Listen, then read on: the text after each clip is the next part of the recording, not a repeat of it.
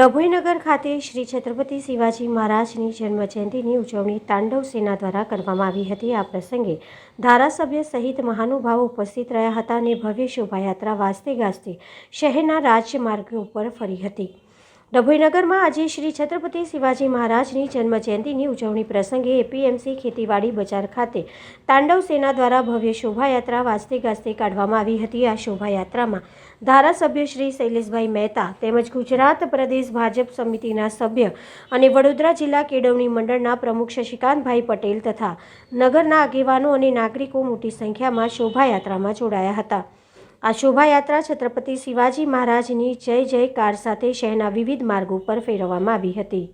મહારાજા છત્રપતિ શિવાજી મહારાજની જન્મજયંતિ અને સ્વાભાવિક છે કે શિવાજી મહારાજનું નામ આવે એટલે માં ભવાનીને પણ યાદ કરવામાં આવે અને જ્યારે જય ભવાની જય શિવાજીનો નારો લાગતો હોય ત્યારે તમામ હિન્દુઓમાં એક જોશ અને જુસ્સો અને એક ઉત્સાહનું વાતાવરણ।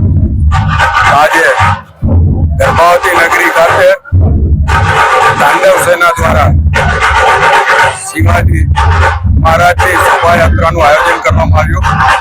મોટી સંખ્યામાં લોકોએ ભાગ લીધો છે અને ગર્ભાવતી નગરી આજે ભગવામય બની છે।